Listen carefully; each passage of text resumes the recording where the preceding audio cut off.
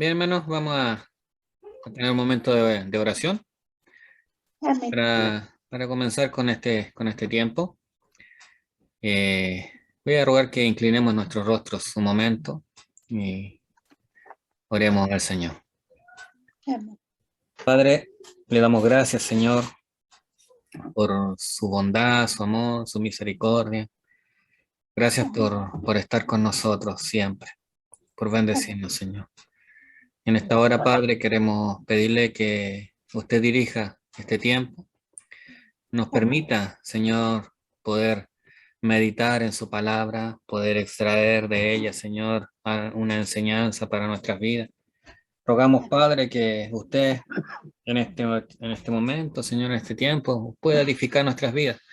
Permítanos poder, Señor, a la luz de su palabra, poder ir entendiendo algunas cosas quizás y respondiendo algunas interrogantes que puedan haber.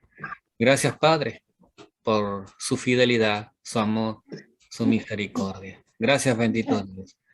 A usted rendimos nuestras vidas. A usted, Señor, entregamos nuestras vidas, Padre. Le pedimos, Señor, que usted sea obrando conforme a su misericordia. Gracias, Padre amado, por todo su amor y bondad. En el nombre de su Hijo amado Jesucristo. Amén. Amén. Bien, hermanos, hermanas, esta tarde quise que pudiéramos tener un tiempo eh, de, aunque no es de un estudio formal, ya que no está planteado el tema, sigue siendo estudio, ya que la idea es que eh, puedan surgir las preguntas que quizás puedan tener ustedes con respecto a la Biblia o algún tema de la Biblia.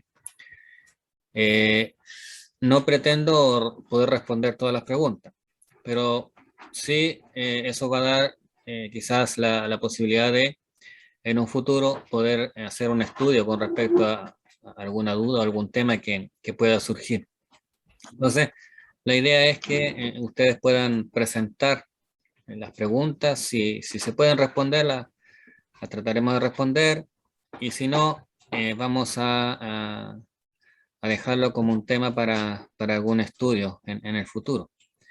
Así que, o la próxima oportunidad que nos reunamos ya tener respuestas para esas preguntas, o quizás antes.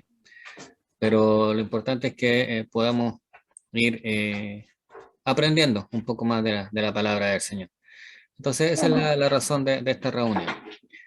Y ese es el propósito para el cual nos reunimos en esta tarde. Entonces, sin, sin más preámbulo, quiero dejar la oportunidad para que se pueda formular la primera pregunta que pueda tener.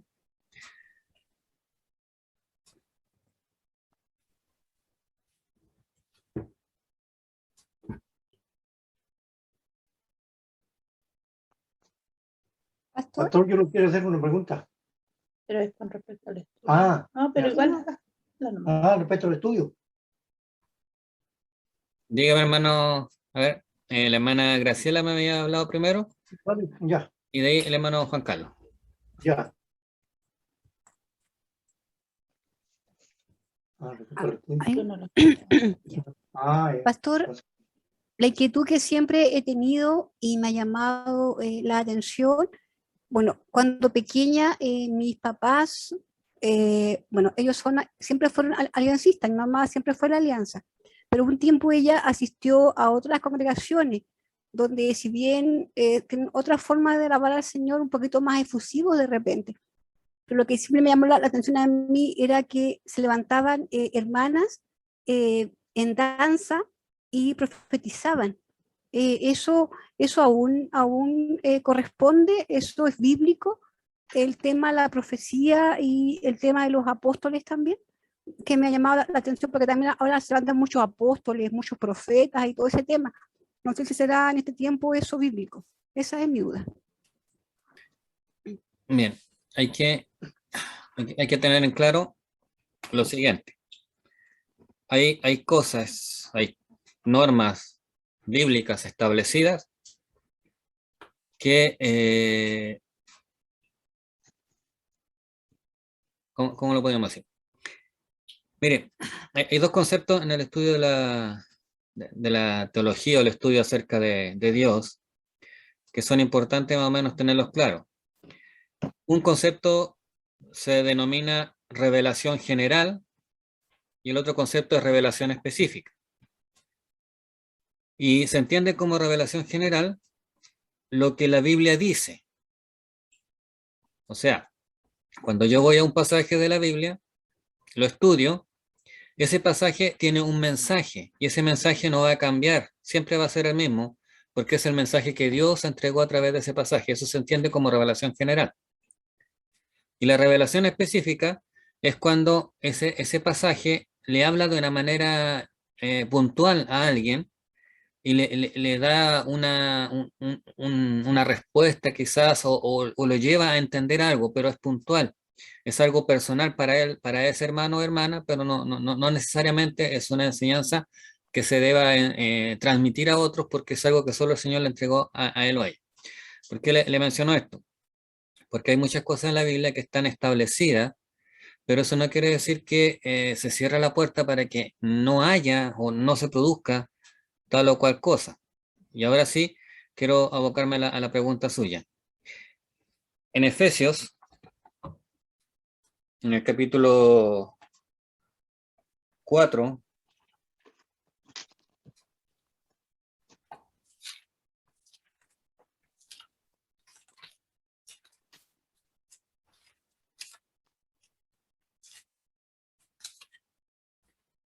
en el versículo 11 en adelante, Efesios 4, 11 en adelante,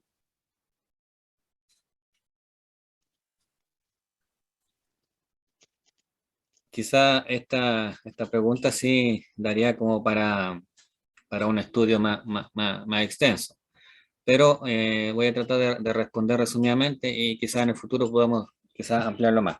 Dice en el Efesios capítulo 4, versículos 11 en adelante, en el contexto de la unidad del Espíritu, está hablando de que es el Espíritu Santo el que nos une, el que nos usa, el que obra a través de nuestras vidas. Dice, y él mismo constituyó a unos apóstoles, a otros profetas, a otros evangelistas, a otros pastores y maestros, a fin de perfeccionar a los santos para la obra del ministerio, para la edificación del cuerpo de Cristo, hasta que todos lleguemos a la unidad de la fe y del conocimiento del Hijo de Dios, a un varón perfecto, a la medida de la estatura de la plenitud de Cristo, para que ya no seamos niños fluctuantes, llevados por doquiera de todo viento de doctrina, por estratagemas de hombres que para engañar emplean con astucia la artimaña del error, sino que siguiendo la verdad en amor, crezcamos en todo en aquel que es la cabeza, esto es Cristo, de quien todo el cuerpo, bien concertado y unido entre sí por todas las coyunturas que se ayudan mutuamente, según la actividad propia de cada miembro, recibe su crecimiento para ir edificándose en amor. Ahora, este es uno de los pasajes más controversiales con respecto a ese tema, porque este pasaje que está en el Nuevo Testamento, que lo dice el apóstol Pablo y se lo entrega a la iglesia de Éfeso, está afirmando que el Señor fue el que constituyó a unos apóstoles, a otros profetas, a otros evangelistas, a otros pastores y maestros. Entonces, da la impresión de que al mencionarlo a todos juntos, todos estos estarían cumpliendo un propósito o estarían cumpliendo función al mismo tiempo. Ahora, si nosotros nos centramos en cada uno de los términos, de los nombres que se mencionan acá, por ejemplo, él dice, y él mismo constituyó a unos apóstoles. Apóstoles se les menciona a los 12 que el Señor Jesús eligió. Ellos son los apóstoles. Los discípulos es toda la multitud que andaba con el Señor Jesús. Pero los apóstoles son solo esos 12. A ellos siempre se les llamó los apóstoles. Ellos fueron constituidos por el Señor, llamados por el Señor, enseñados por Él, y después fueron enviados por Él. Cuando el Señor asciende al cielo, Él envía a los apóstoles para que prediquen el Evangelio.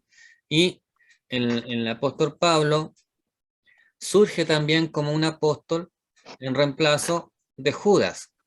Y ahí también hay otra situación interesante porque originalmente el sucesor de Judas había sido Matías. Y eso se encuentra en el libro de los Hechos. Al finalizar el capítulo 1, Pedro hace una elección para elegir al sucesor de Judas. Pero curiosamente, después de ese pasaje, Matías no se menciona más en la Biblia, ni siquiera se tiene noción clara de cuál fue su ministerio. Pero el que sí se menciona en el resto de la Biblia y se reconoce como apóstol es al apóstol Pablo. Ahora, hay ciertas funciones, ciertos requisitos que necesitaban ellos para ser considerados apóstoles. Uno, haber sido testigos de haber andado con el Señor Jesús, haber sido testigos de la resurrección del Señor Jesús, de la muerte del Señor Jesús, y haber sido enviados por el Señor Jesús a predicar. Entonces, si hoy en día alguien se levanta como apóstol, primero, no anduvo con Jesús, no le conoció en su ministerio, no fue testigo de su muerte, ni mucho menos de su resurrección, ni fue enviado por el Señor en calidad de apóstol. Entonces, hoy en día no podríamos decir que existen apóstoles porque los apóstoles tuvieron la función de dar inicio a la iglesia. Ellos fueron los que predicaron, por eso el apóstol Pablo menciona que en el libro de los Hechos que fueron instruidos en la enseñanza de los apóstoles. Ellos fueron los que entregaron la enseñanza a la iglesia al comienzo. Pero de ahí, cuando ya el apóstol Juan murió, después de él ya no quedó ningún otro apóstol, él fue el último en morir. Y después de él, ninguno de los 12 ni de los que se mencionan en la Biblia quedó con vida. Entonces, ahí muere el ministerio del apostolado. Los profetas fueron hombres a los cuales Dios les entregaba un mensaje en medio para el pueblo de Israel, cuando el pueblo de Israel estaba alejado de Dios. Entonces Dios hablaba a través de los profetas. La función de ellos era entregar el mensaje de Dios al pueblo o al rey, según la situación o la circunstancia, pero era en medio de un pueblo que estaba apartado del Señor. ¿Cuándo la función de profeta termina? Cuando el Señor Jesús viene. ¿Por qué? Porque el Señor Jesús es la máxima revelación de la palabra del Señor, hecha carne. Es la palabra encarnada, y el verbo estuvo con nosotros, el apóstol. En el principio era el verbo era con Dios, y el verbo era Dios. Y por él todas las cosas fueron hechas, y sin él nada de lo que existe habría sido hecho. Él es la palabra, es la revelación, es el profeta por excelencia. Ahí termina la función de profeta. Ya después de eso ya no hay profeta. ¿Por qué? Porque el Señor vino a revelar todo lo que el ser humano necesita conocer de la voluntad de Dios. Antes de eso, o sea, más que eso no hay. Nadie puede decir nada que no esté ya revelado por el Señor Jesús. Entonces, con el Señor Jesús se cierra la función de profeta como tal. Con el apóstol Juan se termina el ministerio de apóstol como tal. Y de ahí las otras funciones, como por ejemplo los evangelistas, los pastores y maestros, esos son vigentes, porque sus funciones son diferentes. El evangelista tiene como función entregar el mensaje de salvación a las personas. El pastor tiene la función de pastorear, de cuidar a la iglesia. Y el maestro tiene la función de enseñar la palabra del Señor a los hermanos, a la iglesia. Entonces son vigentes porque sus funciones son vigentes. Pero la del profeta, la función del profeta ya no es vigente, ya no se necesita porque el Señor Jesús ya la cerró. Al él revelar todo lo que el ser humano necesitaba saber acerca de Dios. Y la función de apóstol también se terminó. ¿Por qué? Porque el Señor los eligió a ellos para entregar el mensaje, y cuando ellos mueren, no es como el rey, que el rey podía tener sucesor de su familia, pero los apóstoles no. A los apóstoles solo se eligieron a 12 y ese número siempre se mantuvo. Y como le dije anteriormente, hay un cuestionamiento con respecto a Matías, pero radica en el hecho de que Pedro hace esta elección de Matías en Hechos capítulo 1.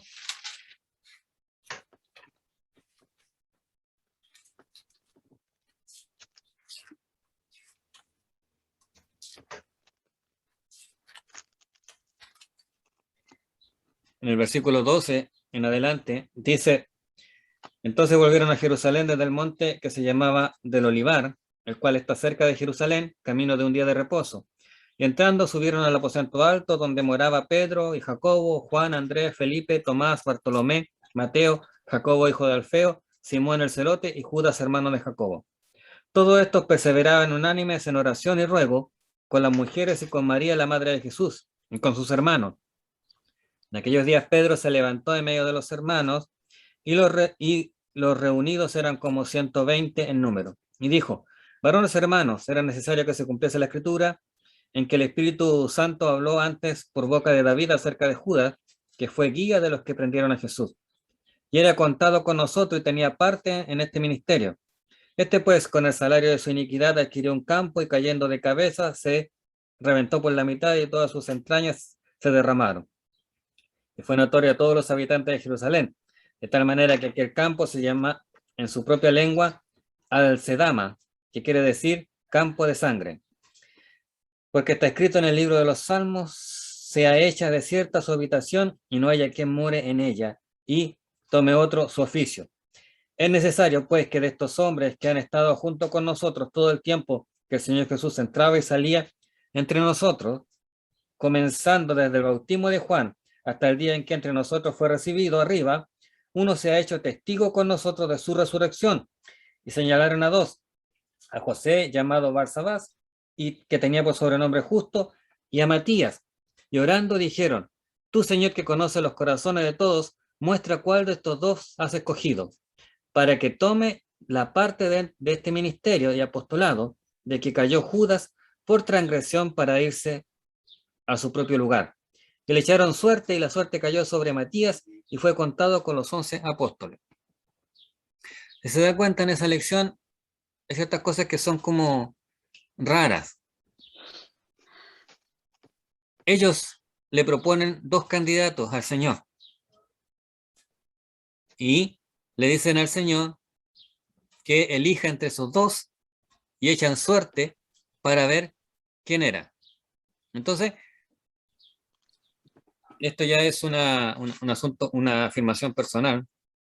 Pienso que Pedro, en su personalidad arrebatada, se apresuró a tomar o hacer una elección que Dios no le mandó a hacer, y que el apóstol oficial fue el apóstol Pablo, que en sí tuvo un respaldo de Dios a través del ministerio, y él sí fue y cumplió el ministerio de apostolado.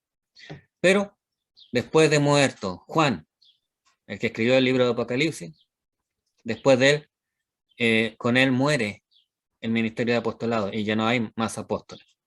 Entonces, puede ser que haya una manifestación, que el Señor use a una persona para anunciar algo.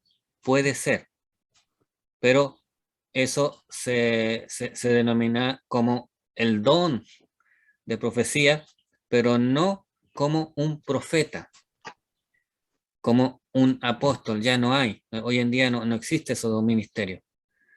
Puede ser que el Señor sí hable a través de alguien, pero eso sería solo en un caso puntual, para una situación específica, pero que eso no sería como una doctrina, una enseñanza general, aplicable a todo.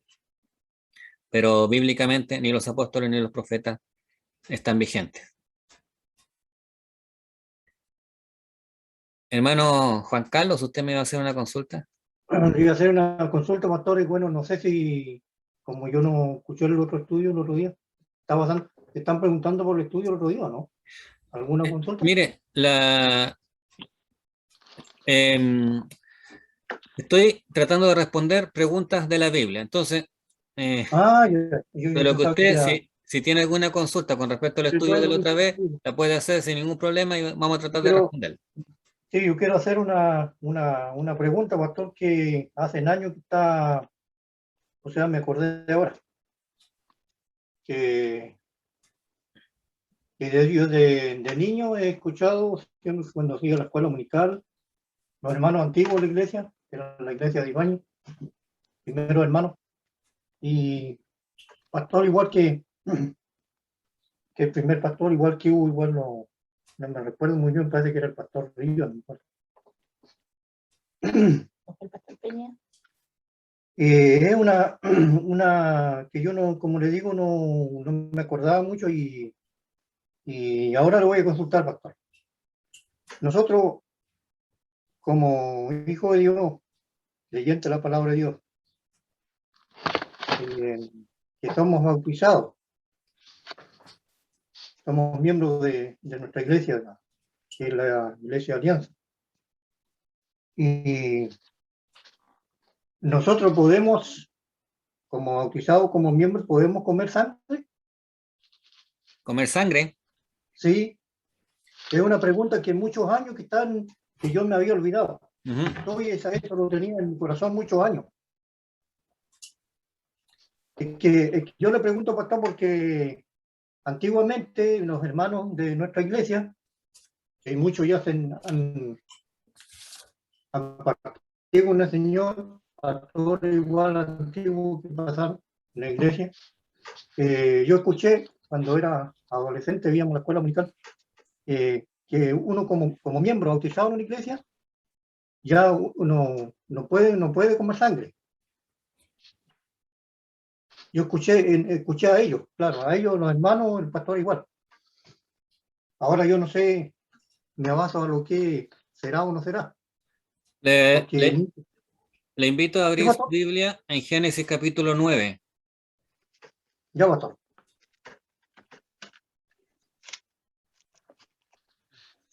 Génesis capítulo 9. Ya, pastor, acá lo encontré.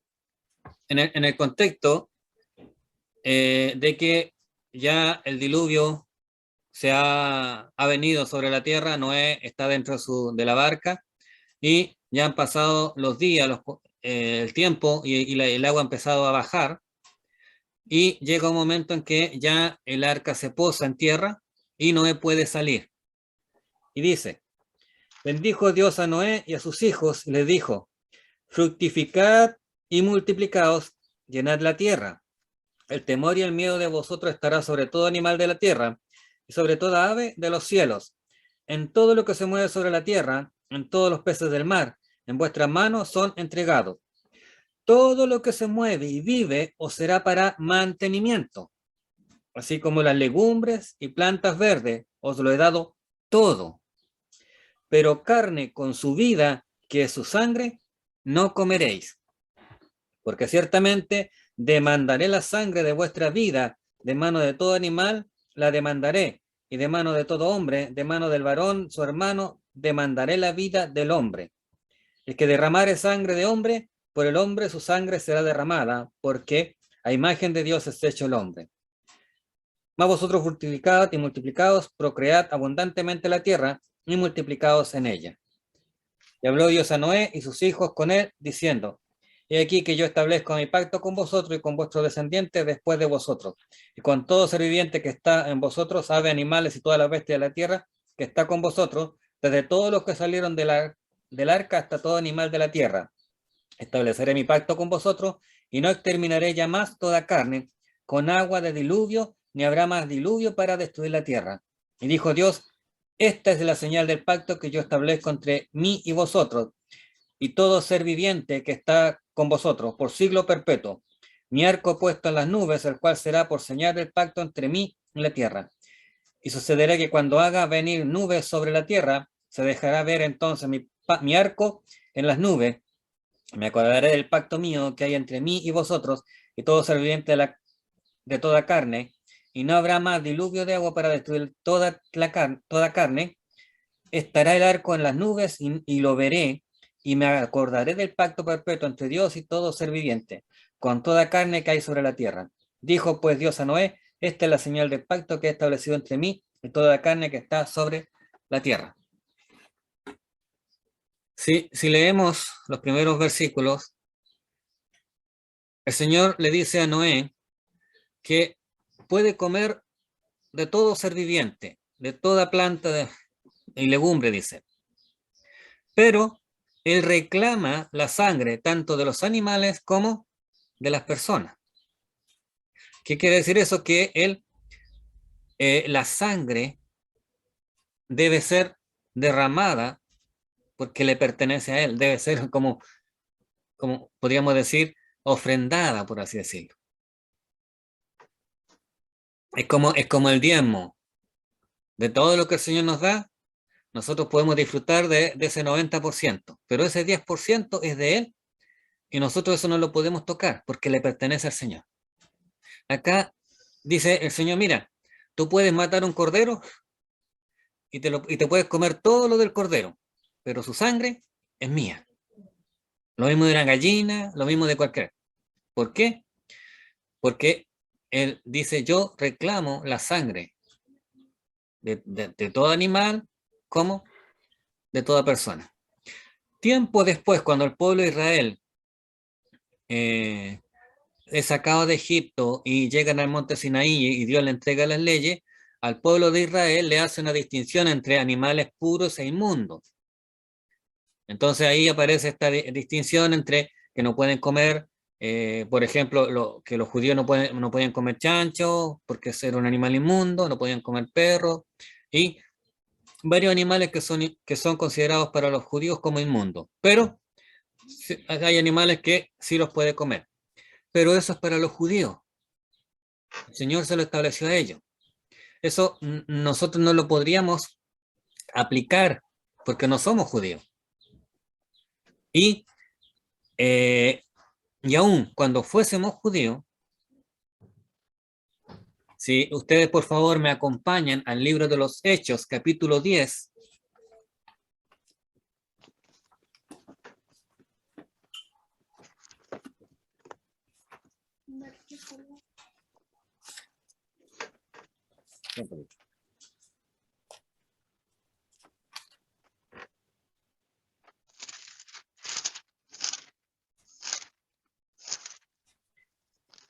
vamos a leer el Hechos capítulo 10, versículo 9 en adelante.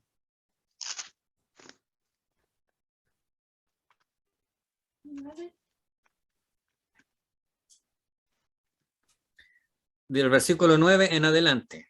En el contexto en que Pedro ha sido llamado por este hombre llamado Cornelio, que era un gentil, que no era judío. Entonces, para que Pedro lo fuera a ver. Y dice el versículo 9, al día siguiente, mientras ellos iban por el camino y se acercaban a la ciudad, Pedro subió a la azotea para orar, y cerca de la hora sexta, y tuvo gran hambre y quiso comer, pero mientras le preparaban algo, le sobrevino un éxtasis. Y vio el cielo abierto y que descendía algo semejante a un gran lienzo, que atado de las 4 puntas era bajado a la tierra, en el cual había de todos los cuadrúpedos terrestres y reptiles y aves del cielo. Y le vino una voz, levántate, Pedro, mata y come. Entonces Pedro dijo, Señor, no, porque ninguna cosa común o inmunda he comido jamás.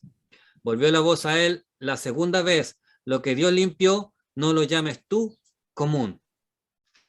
Esto se hizo 3 veces, y aquel lienzo volvió a ser recogido en el cielo. Y mientras Pedro estaba perplejo dentro de sí sobre lo que significaría la visión que había visto, he aquí los hombres que habían sido enviados por Cornelio, los cuales, preguntando por la casa de Simón, llegaron a la puerta. Ahí, y más adelante el apóstol Pablo también hace referencia a esto, ahí deja en claro que incluso esta distinción que hizo el Señor de animales puros e inmundos, incluso eso el Señor lo flexibiliza, por así decirlo. O sea, que no es tan tajante, no es que ya sea vigente. Pero, con respecto a la sangre, no, sigue vigente. ¿Por qué? Porque no hay ningún pasaje que diga al Señor que sí se puede comer sangre. Y incluso el mismo Señor Jesucristo, al derramar su sangre, está cumpliendo lo que Dios le dice a Noé. Cuando el Señor Jesús derrama hasta su última gota de sangre, Él está ofreciendo su sangre en favor de nosotros. Entonces, la sangre sigue siendo de Dios, no de nosotros, por así decirlo. Por lo tanto, si nosotros matamos un animal, nos podemos comer todo el animal si queremos, pero la sangre tenemos que derramarla o en la tierra o deshacernos de ella, pero no comerla. No sé si queda claro, hermano, o hay alguna duda Sí, más. pastor. Sí, no. Pastor, Eh, he visto hermanos comer prietas, a eso le iba a preguntar yo igual. comer prietas, incluso había un pastor comer el ñachi que lo preparan con cilantro, con todas esas Cuando está cosas. la sangre bien caldeada, como eso, Sí. a eso, por eso me está mi duda, pastor, en mi Sí, corazón estaba mi sí, duda. sí, Por eso le pregunté, porque yo de niño, o sea, yo sentí los hermanos antiguamente, los pastores, que eso quedó en mi corazón. Y yo no, eso está en mí y nunca lo he hecho, porque yo lo sentí en ellos. Pero Ujú. nunca encontré la palabra de Dios donde está, porque usted leo. No, eso es lo que la Biblia dice. Ahora, Sí, es lo que la Biblia dice, como dije anteriormente, es lo que Dios tiene La- establecido. Y bíblicamente yo no le podría decir a alguien, no, si lo puede hacer nomás, sí. No está en mí eso, no lo puedo hacer. claro. mm, Pero, Es una duda que uno tenía, claro, porque uno ve otras cosas. Entonces uno tiene como, bueno, uno dice, oiga, además, si la palabra de Dios lo prohíbe, ¿por qué lo hace? Entonces viene una duda. ujú, Claro. Pastor, ok. ¿qué le iba a decir? Disculpe, Gracias, quería toma, hacer una pregunta después. Señor le bendiga a cada uno. Le iba a decir, pastor, pero yo por lo menos he comido, sangre no, pero la prieta le he comido la prieta, por lo menos en mi país se le llama, ¿cómo llama? Esa, la rellena. Ujú. He comido la prieta, ¿no? Ya. Acá le he comido la prieta, ¿para qué Ya. uno? Como le decía, yo no puedo decirle, hermana, eso está bien o está correcto. Bíblicamente no está permitido. Y, y no tengo otra respuesta a eso. O sea, la prieta está hecha de sangre y el Señor dice que la sangre Él la reclama. Entonces, eso le pertenece a Él. Y yo lo veo así como se lo mencionaba delante. O sea, si yo mato una gallina, un pollo, la sangre viene a ser como una parte tan pequeña en comparación al resto del cuerpo que me puedo comer. Por lo tanto, no le veo como la necesidad de comerla. O el cordero, aunque fuera un cordero, una vaca, en comparación al cuerpo, es tan pequeño lo que ocupa la sangre, en comparación a todo lo demás que sí se puede comer, que no se le ve la razón para comer la sangre, Mm. porque no corresponde. Gracias, pastor. Gracias, pastor, por la Gracias por la la respuesta, aclaración. pastor. Ujú. Sí, le Pastor, yo gusta, tengo una consulta igual. Sí, hermana. Mire, mi duda mía es, no sé cómo tomar este texto bíblico, pero está en segunda de Juan 1, verso 10.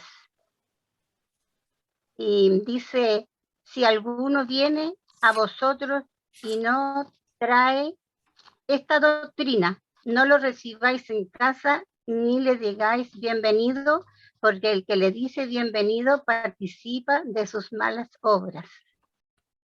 Ahora yo no sé cómo tomarlo, porque si hay por ejemplo, una persona que comparte conmigo, que ha compartido, que yo la conozco, que nos lleva bien, que yo la amo, ella me ama, pero ella tiene otra doctrina, no sigue la palabra de Dios como Dios manda, como Dios quiere, y que nosotros la vamos siguiendo, y viene con otro tipo de doctrina y como que quiere imponer la doctrina, dicen, no, ¿cómo hago yo? La recibo en casa y porque dice, no lo reciba en casa y no le diga bienvenido porque si no participa de sus malas obras. Ahora no sé cómo tomar ese verso bíblico. Cuando el apóstol Juan escribe estas cartas, estaba haciéndose muy común había una creciente cantidad de personas que estaban cuestionando la autoridad o la deidad del Señor Jesús, la obra del Espíritu Santo. Los judíos que no son convertidos, ellos adoran a Jehová, pero rechazan al Señor Jesús como Dios y rechazan al Espíritu Santo. Entonces, esta ola que estaba creciendo estaba produciendo mucho daño a la iglesia. ¿Por qué? Porque en ese tiempo, a diferencia de hoy en día, no tenían la Biblia. De hecho, no todos tenían acceso a la Escritura. Entonces, lo que ellos tenían era porciones de las Escrituras, porque todavía mucho del Nuevo Testamento no estaba escrito. Entonces, ¿qué es lo que está haciendo Juan? Es impedir que una persona, un falso maestro, entre en la casa de un hermano que no tenía quizás el conocimiento, la educación, que no tenía las herramientas bíblicas para defenderse, que no tenía una Biblia en sus manos para poder buscar ahí. Recuerde que cuando los apóstoles llegaban, ellos no llegaban con una Biblia en las manos. Lo que ellos llegaban era hablar lo que salía de sus labios. Y la gente no tenía, a excepción de lugares como Berea, que el apóstol Pablo fue a predicar ahí y dice que los habitantes de Berea fueron y comprobaron si la escritura decía lo que Pablo había dicho, pero no todos tenían esa posibilidad. Entonces, obviamente que, ¿qué es lo que hace el pastor, en este caso Juan? Trata de proteger a su oveja y le dice, si alguien viene a enseñar algo que no sea lo que yo le he enseñado, ciérrele la puerta y no lo reciba. ¿Por qué? Porque corren el riesgo de que ellos los vengan a convencer, porque quizás no están preparados para poder discutir con ellos, para poder defenderse. Pero ¿qué pasa hoy en día? Hoy en día usted y yo y todos nosotros tenemos Biblia. La tenemos, la leemos, la estudiamos, escuchamos las predicaciones. Tenemos una vida de iglesia diferente. Entonces, tenemos un conocimiento diferente. Y sabemos que, por ejemplo, si vienen los testigos de Jehová, nosotros no los vamos a corretear a escobazos, pero tampoco les vamos a abrir la puerta de par en par para que entren y se sienten en nuestra casa y compartan con nosotros, porque sabemos que tenemos diferencias. Vamos quizás a conversar con ellos, vamos a intercambiar, pero no le vamos a... Por ejemplo, cuando yo quiero ir a Mañiguales y los hermanos saben que voy a ir para allá o me ven allá, ellos me invitan a su casa. Me dicen, pasa en la casa a tomar un mate o a visitarnos. Pero sabemos que eso lo hacen porque soy yo, porque somos hermanos y tenemos la misma fe. Pero no lo van a hacer con alguien que no es cristiano, que no es de su misma fe. Y hay personas que son amigos, que no tienen la misma enseñanza doctrina que nosotros, pero nosotros sabemos eso y los hermanos no lo van a echar y quizás van a compartir con ellos y quizás lo van a invitar, pero saben que lo que ellos les vengan a decir no va a afectar su vida porque ellos están equivocados, están errados, quizás lo van a escuchar, qué sé yo, pero ya están más protegidos para poder defenderse en caso de que alguien venga a enseñarles. Por último, tienen el teléfono, me llaman por teléfono o llaman a alguien en quien tienen confianza y le preguntan, ¿sabes? Alguien vino y me enseñó, me habló, me dijo esto. ¿Esta nación no? Entonces tenemos como una mayor fortaleza hoy en día, que no se aplica a lo que pasaba en ese tiempo. Entonces, lo que Juan está haciendo simplemente es cuidar a sus hermanos. Pero hoy en día nosotros no tenemos que ser tan tajantes porque tenemos herramientas para poder defendernos o poder mantenernos nuestra fe intacta sin que eso se vea afectado. Y de hecho, hermanos, hoy en día ni siquiera ni siquiera tenemos que abrir la puerta a una persona para que venga a enseñarnos cosas erróneas. Basta con que usted tome su celular y entre a internet y se va a encontrar con predicaciones de personas o enseñanzas de personas que enseñan cualquier cosa. Entonces, si usted abre ese video y ve que lo que le está enseñando no tiene nada que ver con la Biblia, va y lo cierra. Pero ya ahí usted va a encontrar personas que van a tratar de engañarlo. Pero hoy en día no es tan tajante la enseñanza. Obviamente que hay que entender que el bienvenido es como abrirle las puertas, es como decirle yo acepto, yo comparto contigo. Y Juan, si queremos tomar la enseñanza de Juan, Juan nos diría, mira, puedes compartir con él, puedes conversar con él, pero no recibas lo que él te viene a enseñar. Recházalo. Amén. Amén. Amén. Amén. Sí, amén. Me quedó claro Qué bueno, hermano. que puedo recibirla, pero yo sé que no voy a seguir la enseñanza que me van a decir, pero las puedo recibir y compartir. Sí. Y claro, eso era mi inquietud, porque yo digo ya, si yo la recibo y comparto con ella, a lo mejor estoy haciendo mal, pero en este caso no, porque si la recibo y comparto, y yo tengo firme la palabra del Señor y sé como dice, sé mi convicción, no va a poder ganarme ni yo. A lo mejor yo sí le puedo leer los textos bíblicos, pero la palabra dice que el evangelio no es para discusión, solamente en amor, en armonía al Señor. Entonces esa era mi inquietud que yo tenía, pero ahora me quedó súper claro. Gracias, pastor, por la enseñanza. Qué bueno, hermano. Ya lo sé. Pastor Samuel, Sí, me surge una pregunta porque no me quedó muy claro de un estudio que tuvimos hace tiempo. ¿La salvación se pierde? Como alguien dijo, esa es la discusión más antigua que existe en la iglesia, si la salvación se pierde o no se pierde. Claro, amén, gloria a Dios. Ese sería otro tema como para profundizar así largamente. Pero lo vamos a hacer lo más resumido posible. Vayamos a Romanos capítulo 8.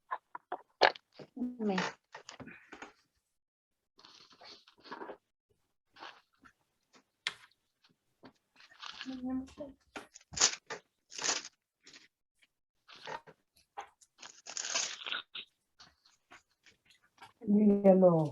En el estudio que tuvimos hace ya un tiempo atrás, más o menos un mes, cuando hablábamos de la apostasía en la iglesia, usé y leíamos este capítulo 8 de Romanos. Quiero mencionarles que para mí el libro más importante del Nuevo Testamento es el libro de Romanos. ¿Por qué? Porque es un libro que es básicamente un discipulado a extensión. El apóstol Pablo hace un discipulado a la iglesia en Roma a través de esta carta. Por lo tanto, en esta carta yo encuentro las explicaciones para muchas cosas importantes acerca del Evangelio. Y en el capítulo 8 es precisamente uno de los capítulos, o el capítulo que se considera el más importante del libro de Romanos. ¿Por qué? Porque precisamente nos deja en claro quién es cristiano y quién no, quién es salvo y quién no. Y dice, ahora pues, ninguna condenación hay para los que están en Cristo Jesús, los que no andan conforme a la carne, sino conforme al Espíritu. En ese primer versículo ya deja en claro que existen dos tipos de personas. Una que anda conforme a la carne y otra conforme al Espíritu. El apóstol Pablo le dice a los corintios que hay carnales y espirituales. Y el Señor Jesús, el apóstol Juan, en Apocalipsis dice que hay fríos y calientes. Caliente, caliente. Amén. No hay términos medios. En ninguna de las definiciones hay términos medios. De hecho, el Señor a través del apóstol Juan en Apocalipsis dice a la iglesia de la Odisea que a los tibios los vomitará de su boca. Por lo tanto, el ser tibio es equivalente a ser frío, porque van a recibir el mismo castigo o la misma consecuencia o el mismo fin. Amén. Entonces, el apóstol Pablo a los corintios les dice, yo no les puedo hablar como a espirituales, sino como a carnales.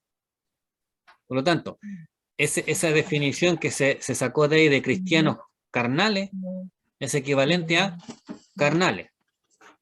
¿Por qué? Porque no se identifican con el Señor, no son espirituales, sino que se hacen llamar cristianos, pero siguen influenciados por la carne. Y el apóstol Pablo en Romanos 8, versículo 1, dice, ninguna condenación hay para los que están en Cristo Jesús, los que no andan conforme a la carne, sino conforme al Espíritu. Porque la ley del Espíritu de vida, en Cristo Jesús me ha librado de la ley del pecado y de la muerte. Porque lo que era imposible para la ley, por cuanto era débil por la carne, Dios enviando a su Hijo en semejanza de carne de pecado, y a causa del pecado, condenó el pecado en la carne, para que la justicia de la ley se cumpliese en nosotros, que no andamos conforme a la carne, sino conforme al Espíritu. Porque los que son de la carne piensan en las cosas de la carne, pero los que son del Espíritu en las cosas del Espíritu. Porque el ocuparse de la carne es muerte, pero el ocuparse del Espíritu es vida y paz. ¿Por cuánto? Los designios de la carne son enemistad contra Dios, porque no se sujetan a la ley de Dios, ni tampoco pueden. Y los que viven según la carne no pueden agradar a Dios. No es que no quieran, sino que no pueden. Mas vosotros no vivís según la carne, sino según el Espíritu. Si es que el Espíritu de Dios mora en vosotros. Y si alguno no tiene el Espíritu de Cristo, no es de él. O sea, que aquel que es cristiano tiene que tener al Espíritu Santo en su vida. Amén. Si no tiene el Espíritu, no es cristiano. Pero si Cristo está en vosotros, el cuerpo en verdad está muerto a causa del pecado, mas el Espíritu vive a causa de la justicia. Y si el Espíritu de aquel que levantó de los muertos a Jesús muere en vosotros, el que levantó de los muertos a Cristo Jesús vivificará también vuestro cuerpo mortales por su Espíritu que mora en vosotros. Así que, hermanos, deudores somos, no a la carne, para que vivamos conforme a la carne, porque si vivís conforme a la carne, moriréis, más si por el Espíritu hacéis morir las obras de la carne, viviréis. Porque todos los que son guiados por el Espíritu de Dios, estos son hijos de Dios. Pues no habéis recibido el espíritu de esclavitud para estar otra vez en temor, sino que habéis recibido el espíritu de adopción, por el cual clamamos, papacito, papito mío, podríamos decir, mi papá, Abba Padre, es eso. Abba Padre. Eso es lo que significa Abba Padre. Es como mi papito, es como cuando el niñito le dice a su papá, él es mi papito. Es algo así, es una relación íntima, profunda. El Espíritu mismo da testimonio a nuestro espíritu de que somos hijos de Dios. Y si hijos, también herederos, herederos de Dios y coherederos con Cristo, si es que padecemos juntamente con Él, para que juntamente con Él seamos glorificados. Pues tengo por cierto que las aflicciones del tiempo presente no son comparables con la gloria venidera que en nosotros ha de manifestarse. Porque el anhelo ardiente de la creación es el aguardar la manifestación de los hijos de Dios. Quiero saltarme hasta el versículo 28. Amén. Y sabemos que a los que aman a Dios todas las cosas les ayudan a bien. Esto es a los que conforme a su propósito son llamados. Porque a los que antes conoció también los predestinó para que fuesen hechos conforme a la imagen de su Hijo, para que Él sea el primogénito entre muchos hermanos. Y a los que predestinó, a estos también llamó, y a los que llamó, a estos también justificó, y a los que justificó, a estos también glorificó. ¿Qué pues diremos? Esto: si Dios es por nosotros, ¿quién contra nosotros? El que no escatimó a su propio Hijo, sino que lo entregó por todos nosotros, ¿cómo no nos dará también con él todas las cosas? ¿Quién acusará a los escogidos de Dios? Dios es el que justifica. ¿Quién es el que condenará? Cristo es el que murió, más aún el que también resucitó, el que además está a la diestra del Padre, el que también intercede por nosotros. ¿Quién nos separará del amor de Cristo? ¿Tribulación o angustia o persecución o hambre o desnudez o peligro o espada? Como está escrito, por causa de ti somos muertos todo el tiempo, somos contados como ovejas de matadero. Antes, en todas estas cosas somos más que vencedores por medio de aquel que nos amó. Por lo cual estoy seguro que ni la muerte, ni la vida, ni ángeles, ni principados, ni potestades, ni lo presente, ni lo porvenir, ni lo alto, ni lo profundo, ni ninguna otra cosa creada nos podrá separar del amor de Dios que es en Cristo Jesús, Señor nuestro. Amén. Amén. El capítulo 8 finaliza afirmando que es imposible que el cristiano pueda ser apartado de Cristo, Amén. que el Hijo de Dios pueda ser separado o sacado apartado del amor de Dios. Usted recordará lo que dice el Salmo 91. El que habita el abrigo del Altísimo morará bajo la sombra del Omnipotente. Es como ese salmo nos dice que el que se pone bajo la protección de Dios está bajo la sombra del Omnipotente. Pablo, en cierta manera, está diciendo: el que se ha puesto bajo la cobertura o la protección o el abrigo del Altísimo, nada ni nadie lo puede sacar de ahí. Amén. Por lo tanto, el problema no es si la salvación se pierde o no se pierde. El asunto es cómo se identifica a un cristiano. Y a un cristiano se le identifica porque está el Espíritu Santo en él. ¿Y qué evidencias hay de que el Espíritu Santo está en él o en ella? Es que en él o en ella se produce el fruto del Espíritu, lo que se encuentra en Gálatas capítulo 5, versículo 21 en adelante. Amén. El fruto del Espíritu: el amor, gozo, paz, paciencia, benignidad, bondad, fe, mansedumbre, templanza. Amén. Eso se produce en él o en ella. Entonces, si eso se produce en él o en ella, nada lo podrá separar del amor de Dios. Por ende, no puede perder la salvación.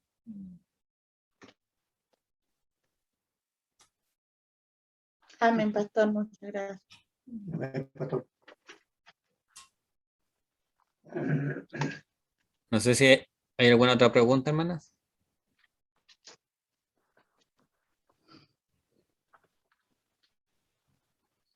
Yo, pastor, Sí, hermana Janet.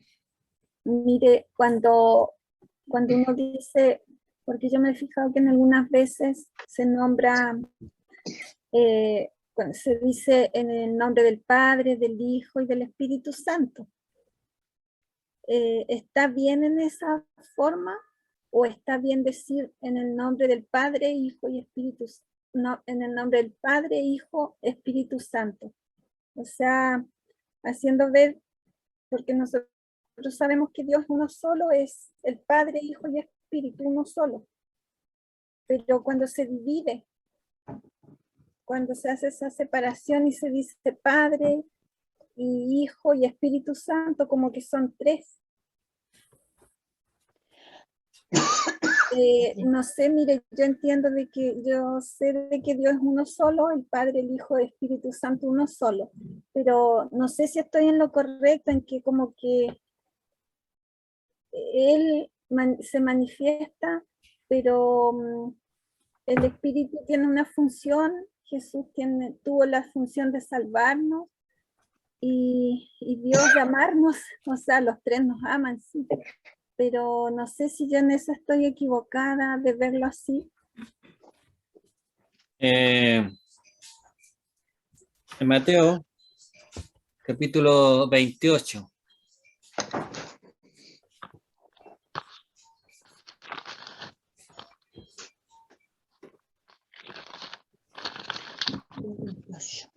Mateo 28. Mateo capítulo 28, versículo 18.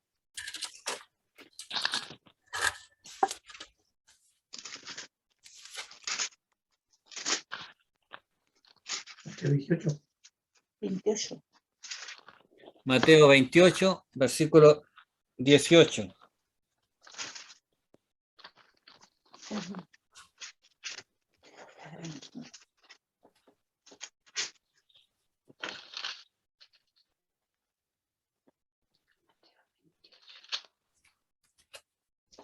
La gran comisión. Y dice, versículo 18, Jesús se acercó y les habló diciendo, toda potestad me es dada en el cielo y en la tierra. Por tanto, id y haced discípulos a todas las naciones, bautizándolos en el nombre del Padre y del Hijo y del Espíritu Santo, enseñándoles que guarden todas las cosas que os he mandado. Y aquí yo estoy con vosotros todos los días hasta el fin del mundo. Amén. Hay cosas, hermano, o mejor dicho, de esta manera. No todo lo que está en la Biblia lo vamos a entender. Mm. Hay muchas cosas que nuestra mente no es capaz de comprender. Así es, mi Dios. Y la Trinidad es una de esas cosas. ¿Por qué? Porque la Trinidad es como un misterio, no en sí, sino el funcionamiento de la Trinidad. ¿Por qué? Porque como decía la hermana Janet, en Deuteronomio capítulo 6, categóricamente dice que hay un solo Dios. Dios uno es. No hay más dioses, solo hay un Dios. Amén.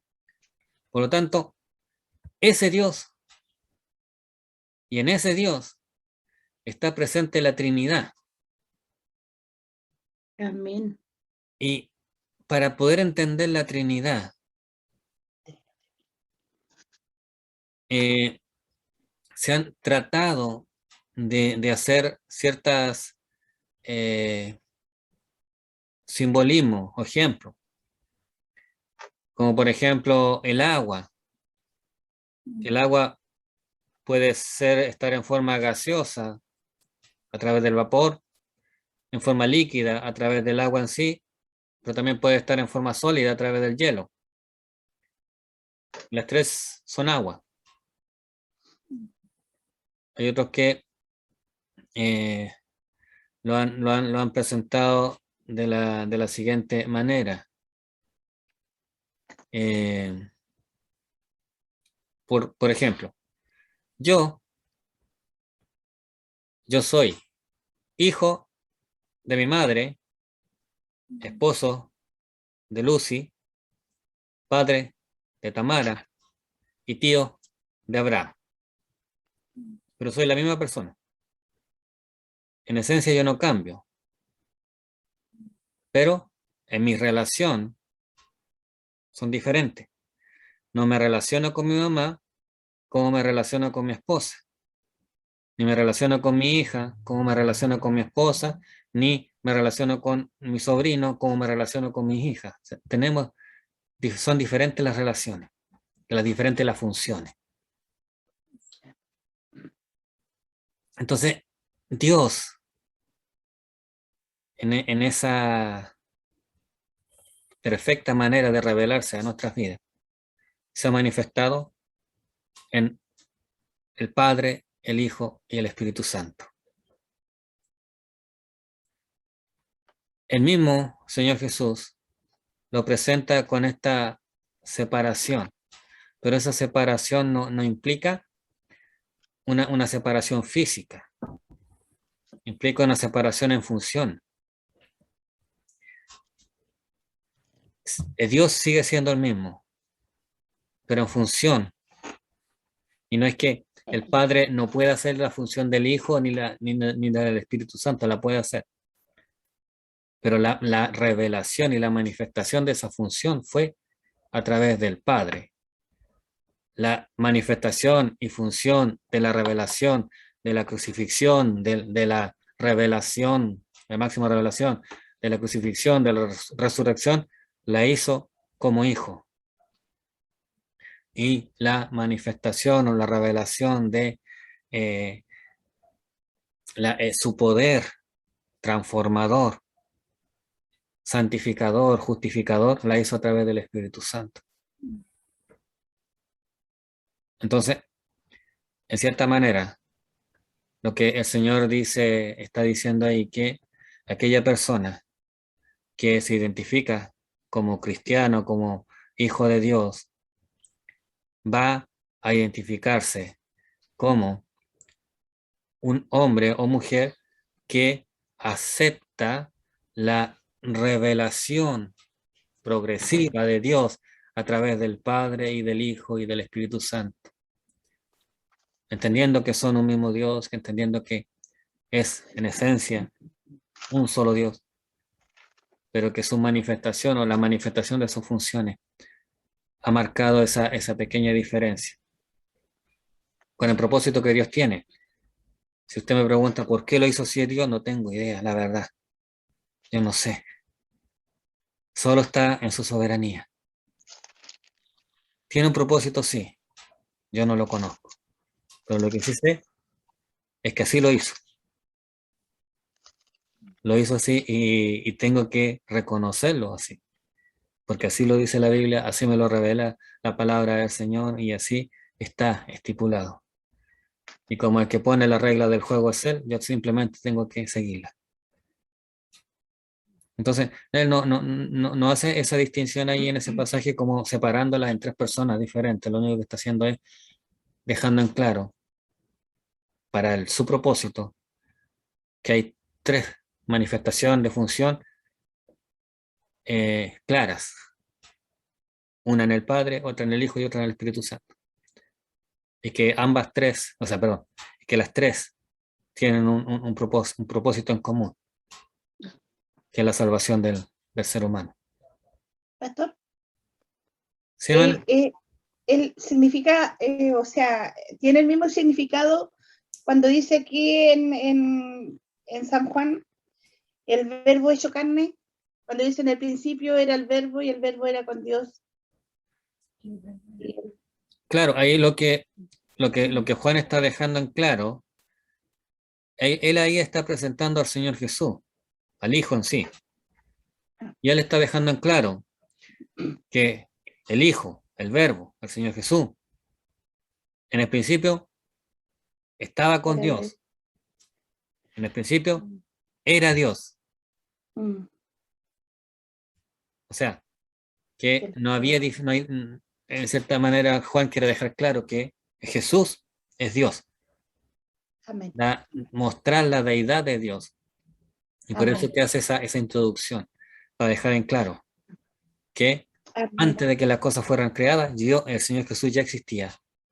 Amén. Amén. Gracias, pastor. Ay, gracias. Pastor, yo quería hacer Ahora me quedó otra clarito. consulta. Ya. ¿Me permite hacer otra consulta? Sí, me permite un poquito, hermana. Hermano, quiero preguntarle a la hermana Janet si le queda claro o... Ya. Ya, pastor. Sí, pastor, si me queda claro, si yo tenía esa claridad, pero hace tiempo con una persona que, que estuvo en el grupo de oración, se dio el tema, entonces yo decía, pero ¿cómo? O sea, yo entendía de que Dios es uno solo y yo igual me decía que son Padre, Hijo, Espíritu Santo y con distintas funciones. Pero la otra persona no estaba en que son distintas personas, entonces no, por eso quería asegurarme de lo que si yo creía estaba en lo correcto y la otra persona no. Y sí, Y por lo que la respuesta que me da me quedó más claro igual. creo que un tercer tema para un estudio sería acerca de la Trinidad precisamente, Sí, para poder entender un poco más de eso. sí.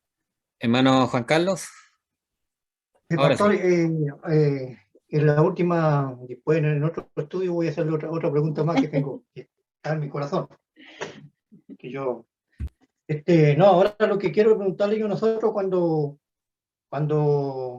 oramos y decimos, Padre, oramos en el nombre de tu Hijo Jesucristo, ¿estamos haciendo lo correcto cuando Cierto. vamos a orar? Sí, ¿por qué? El Señor Jesús lo presenta así. Padre nuestro que estás en los cielos. Sí. Antecediendo a eso, él dice, ustedes orarán así. Amén. Nos dirigimos Amén, al pastor. Padre, eso está establecido. Nos dirigimos al Padre y Amén. el mismo Señor Jesús, él dice, cualquier cosa que pidieres en mi nombre, al Padre, él os lo dará. Entonces, cuando nosotros oramos al Señor, estamos haciendo lo que solo el sacerdote o el sumo sacerdote podían hacer en el pueblo de Israel, que era entrar a la presencia del Señor e intervenir o interceder, perdón, por el pueblo. Amén. Entonces ellos entraban al lugar santísimo ante la presencia del Señor e intercedían por el pueblo, y todos los días ellos quemaban incienso, que eran las oraciones en favor del pueblo. Pero eso solo lo podían hacer ellos, nadie más. Ningún ser humano podía entrar al lugar santísimo, a la presencia de Dios, Amén. porque le estaba prohibido, solo al sumo sacerdote. Pero dice la Biblia, dice la Biblia que cuando el Señor Jesús murió, eso usted lo encuentra en Mateo, y se lo quiero leer.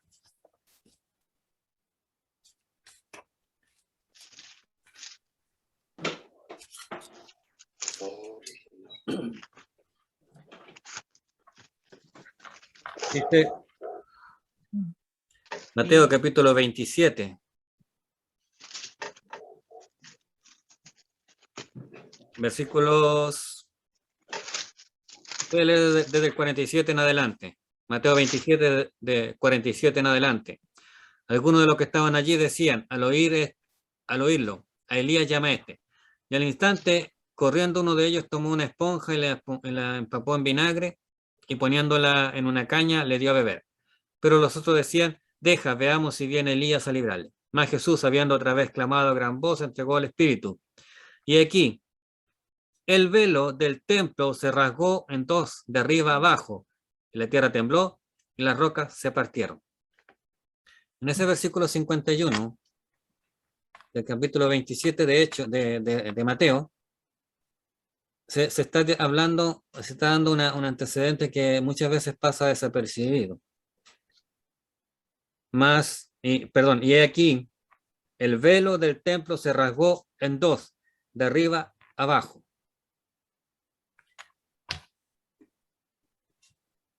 ¿Cuál era el velo del templo? El velo del templo era, claro, lo que separaba al lugar santo del lugar santísimo. Y dice que cuando el Señor Jesús murió, ese velo se rasgó de arriba a abajo. Y al rasgarse, en lo que separaba al lugar santo del lugar santísimo, desaparece o deja de tener vigencia. Y desde ese momento, usted y yo, y cualquiera, puede entrar a la presencia del Señor. No se necesita un sumo sacerdote o un sacerdote. Podemos entrar. ¿Y por qué podemos entrar? Por los méritos, por la obra, por el sacrificio del Señor Jesús. Entonces vamos a hacer una ilustración. Está figurativamente la presencia del Señor en el lugar santísimo. Figurativamente, la presencia del Señor está en el lugar santísimo. voy yo y entro a ese lugar.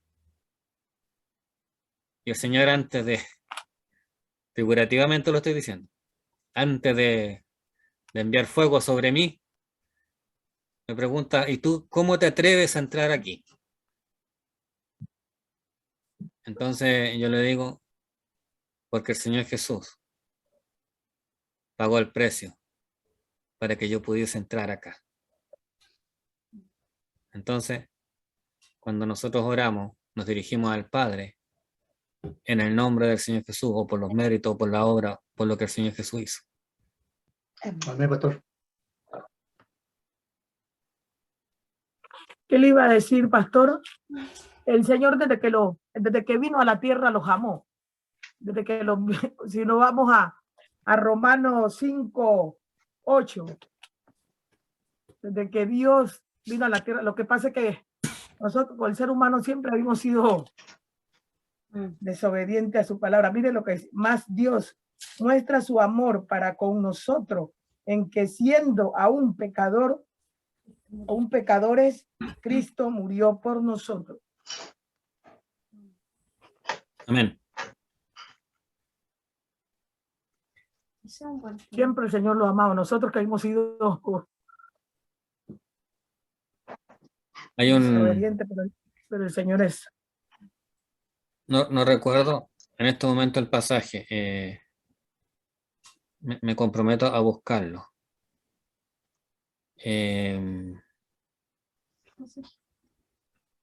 Está en Isaías, no recuerdo en este momento el pasaje, pero habla de una viña. A ver si rápidamente lo puedo. No. ¿En dónde está, pastor? Deme unos segunditos y Isaías. Señor. Habla de la viña. Isaías. Sí. Isaías. ¿Qué dice de la viña? que él plantó una viña. Ay, parece que me voy a acordar ya.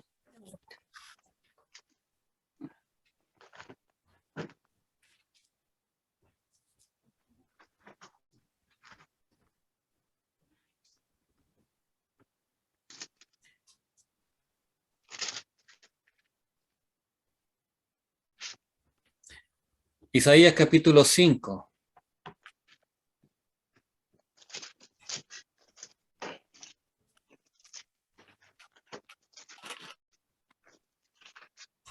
Parábola de la viña. Sí. Isaías capítulo 5, hasta el versículo 7. Mire lo que dice acá.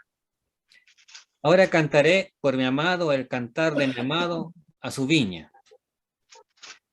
Tenía mi amado una viña en una ladera fértil. La había cercado y despedregado y plantado de vides escogidas. Había edificado en medio de ella una torre y hecho también en ella un lagar y esperaba que diese uva y dio uva silvestre.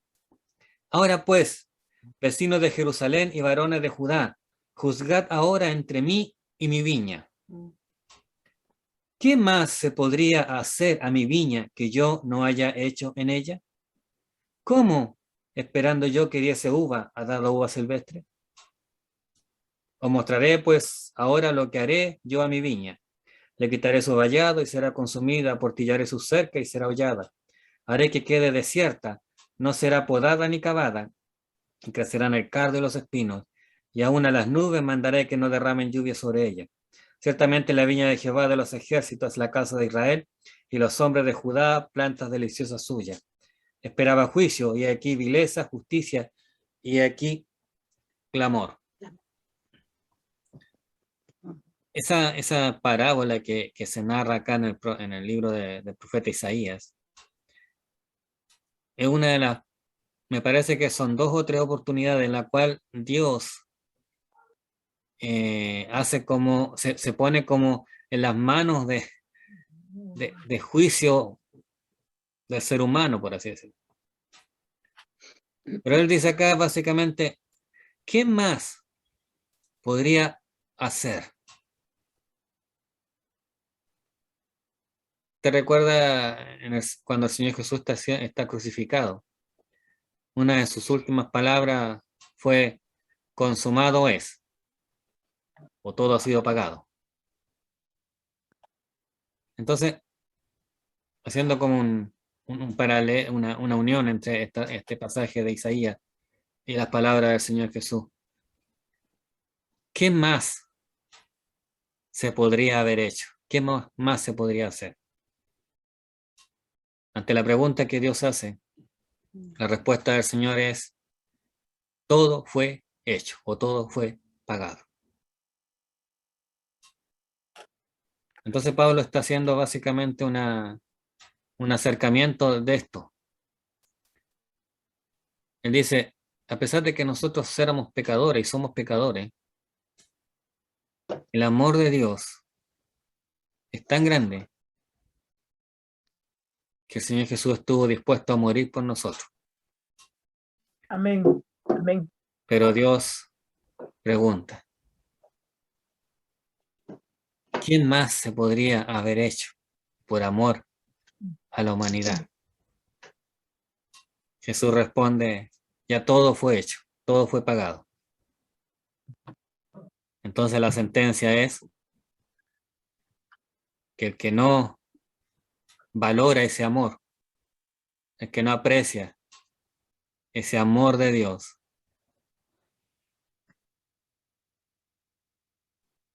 tendrá que soportar o resistir el castigo o las consecuencias de haber rechazado la obra perfecta en su favor.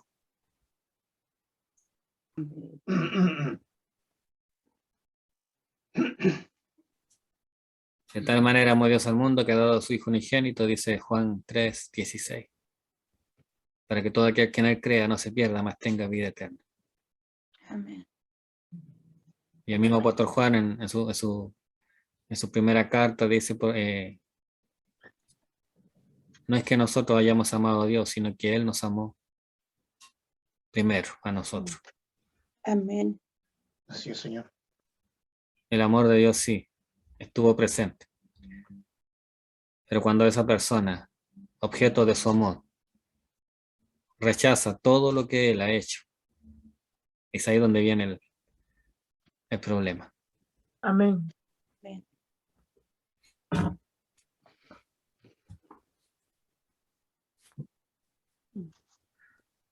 ¿Hay alguna otra pregunta, hermanos?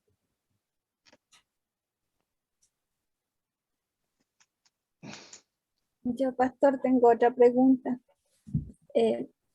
Con los muertos, las personas que habían muerto antes de Jesús, antes que viniera Jesús, antes que Él fuera crucificado, esas personas, sus almas, ¿a dónde estaban?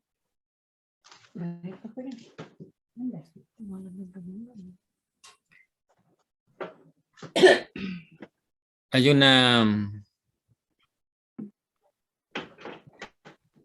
hay un pasaje. Sí, pero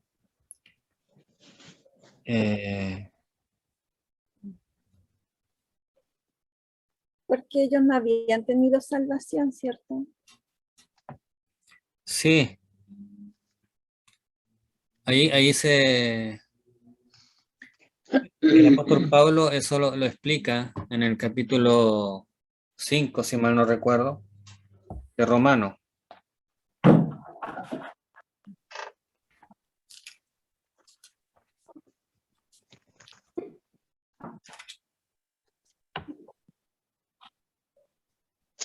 No, capítulo 4, perdón.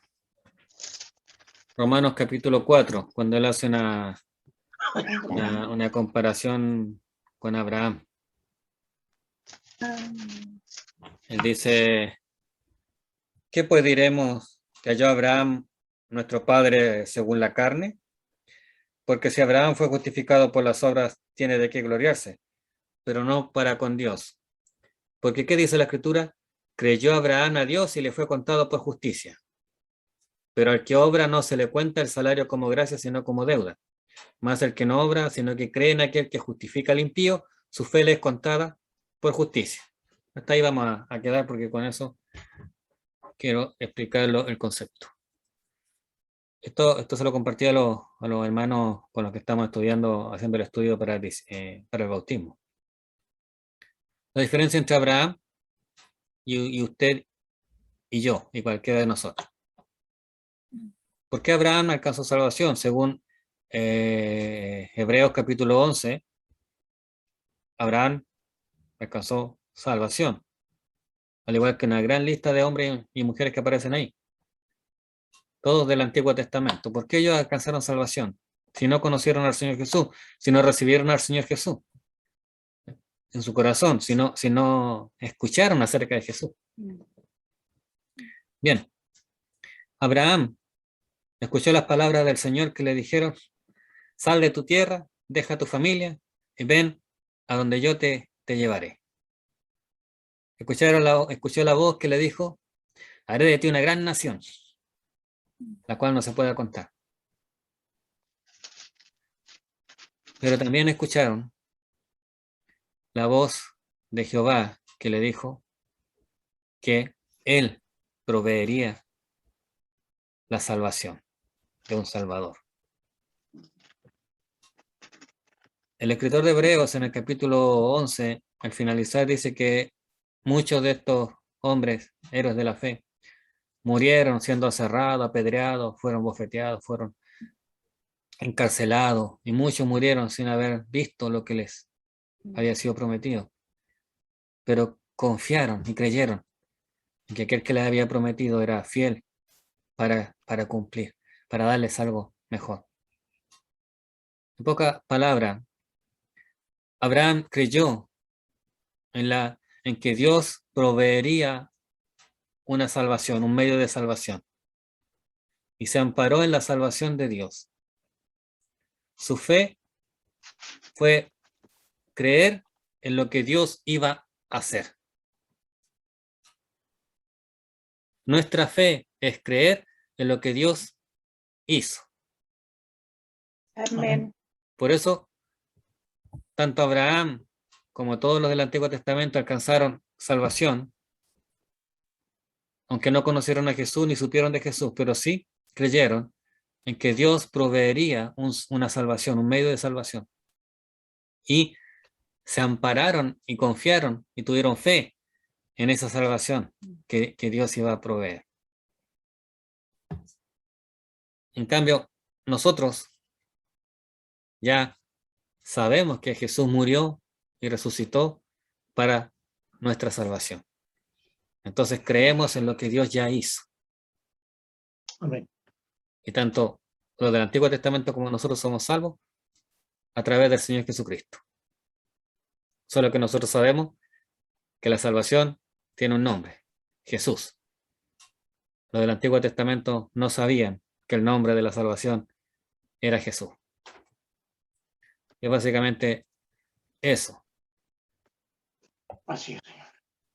Ahora, con respecto a la primera parte de su pregunta, dentro de la cultura judía, ellos decían que todos aquellos que morían se iban a un lugar a esperar la consumación de la promesa del Señor. Que estaban como en una sala de espera. Y que cuando el Señor Jesús murió y descendió hasta lo más profundo, abrió como esa sala de espera y los puso en la presencia del Señor. Entonces, eso es lo que los cristianos en el primer tiempo afirmaban y creían.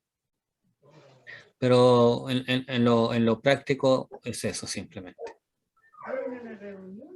Los del Antiguo Testamento son salvos porque tuvieron fe en lo que Dios haría para salvarlos.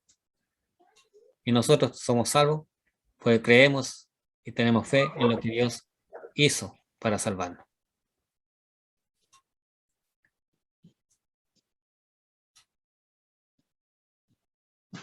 No sé si eso responde a su pregunta, hermana. Pastor, sí, o sea, ahora están juntos los que murieron antes de Jesús y los que han muerto después de Jesús. Todos los que creyeron en Dios están juntos, los que murieron antes y los que murieron después.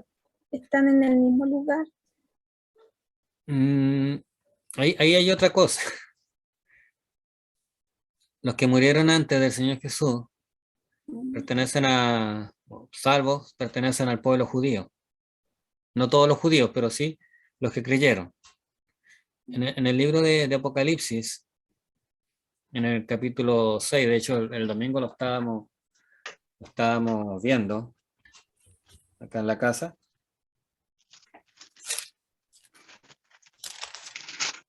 En el capítulo 6 de Apocalipsis, versículo 9.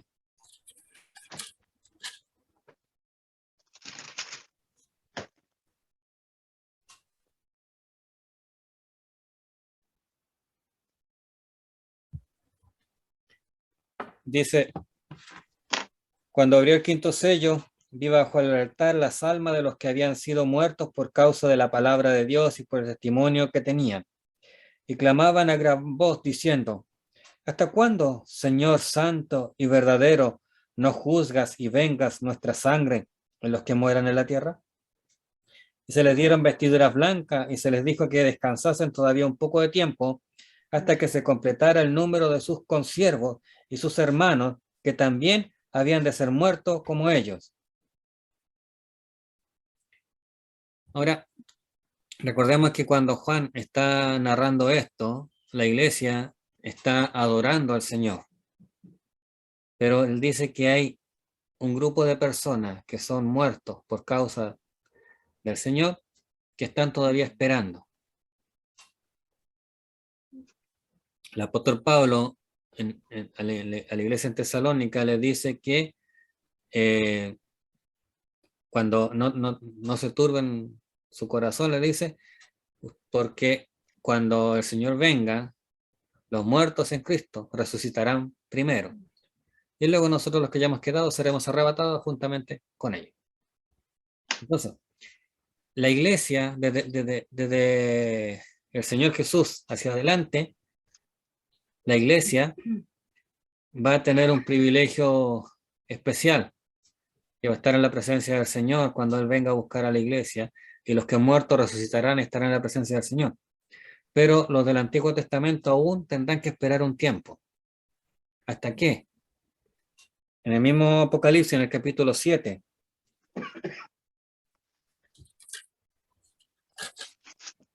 versículo 9 también.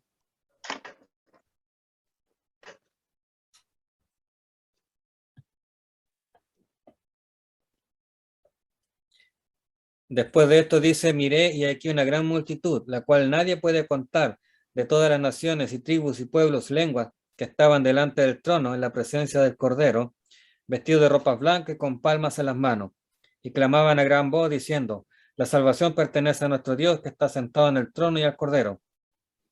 Y todos los ángeles estaban en pie alrededor del trono, y de los ancianos, de los 4 seres vivientes, se postraron sobre su rostro delante del trono y adoraron a Dios, diciendo, amén, la bendición y la gloria y la sabiduría, la acción de gracia y la honra y el poder y la fortaleza sean a nuestro Dios por los siglos de los siglos, amén. Entonces uno de los ancianos habló diciendo, estos que están vestidos de ropas blancas, ¿quiénes son y de dónde han venido? Yo les dije, Señor, tú lo sabes. Y él me dijo, estos son los que han salido de la gran tribulación y han lavado su ropa y la han emblanquecido en la sangre del Cordero.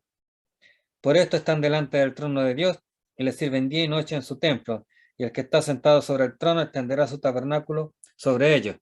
Ya no tendrán hambre ni sed, y el sol no caerá más sobre ellos, ni calor alguno, porque el Cordero que está en medio del trono los pastoreará y los guiará a fuentes de agua viva, de vida, y Dios enjugará toda lágrima de los ojos de ellos.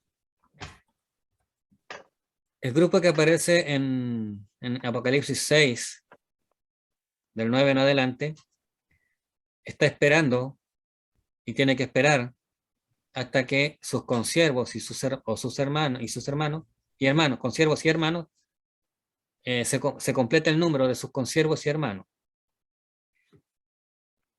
En el capítulo 7 se nos narra que todos los que están ahí adelante son aquellos que salieron de la gran tribulación, pero que no se dejaron marcar, que no se dejaron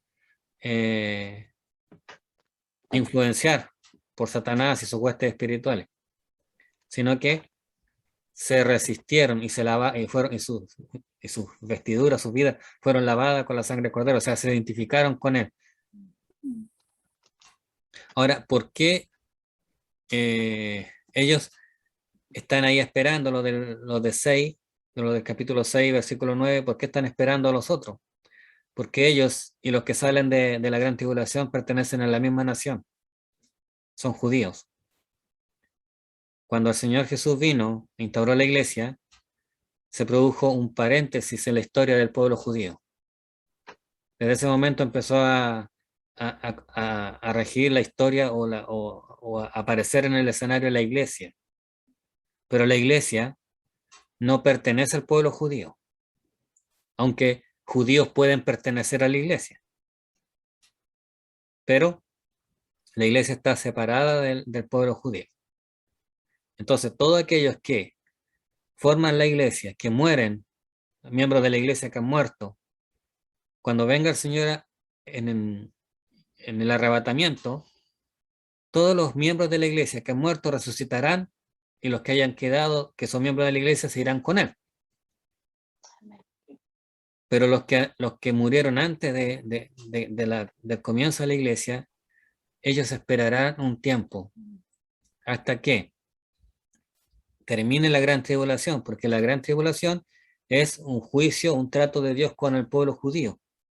Y los que estén ahí van a ser única y exclusivamente judíos, y obviamente los que a través de los judíos puedan conocer al Señor. Y ellos se juntarán con el primer grupo cuando el grupo de los salvos de la gran tribulación se complete, se unirá a los del Antiguo Testamento, y ahí estarán todos nuevamente ahora en la presencia del Señor. Y ahí seremos un solo cuerpo, un solo pueblo. Amén.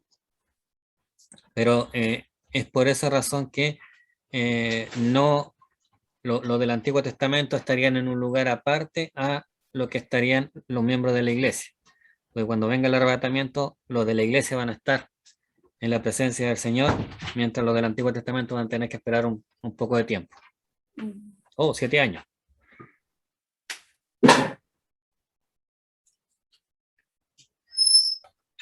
Ya, pastor, gracias. De nada, hermana.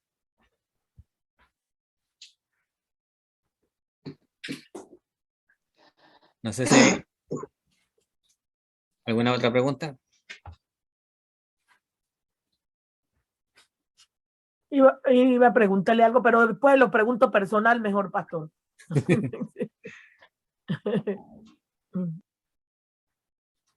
Bueno, hermana.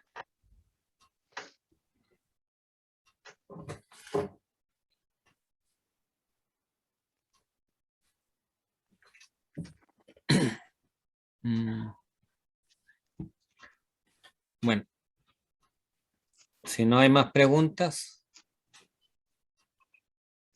De mi parte por ahora no, pastor. ya, hermano. Ahora no, pastor. Para el otro estudio yo Para el creo otro que estudio, sí sí. van a haber más preguntas. Bueno, hermanos, le agradezco que se hayan conectado, su participación, que hayan apartado este tiempo también, y agradezco también por sus preguntas, porque como dije, dan para algunos temas para futuro estudio y para profundizar un poco más con respecto a esos temas, que básicamente son los que preguntó hermana Graciela con respecto a los ministerios de los apóstoles, profetas, lo que preguntó la hermana Gladia acerca de si la salvación se pierde o no se pierde, lo que preguntó la hermana Janet con respecto a la Trinidad. Son temas que dan como para más. Así que en los futuros estudios podamos quizás estar tratando uno de esos temas y después seguir con los otros. Amén. Así que por ahora, si no hay más preguntas, eso sería todo.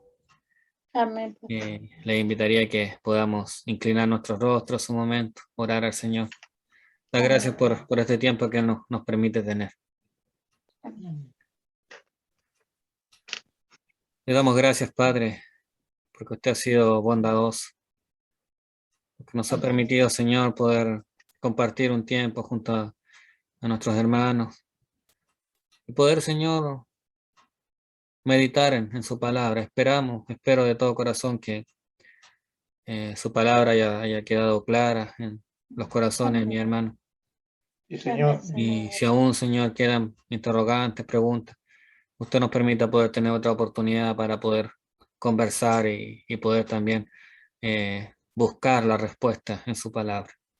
Gracias le damos, bendito Dios, por su misericordia hacia nosotros, por bendecirnos, Señor. Gracias, Padre. Le bendecimos, le glorificamos en esta hora, en el nombre de su Hijo amado Jesucristo. Amén. Amén.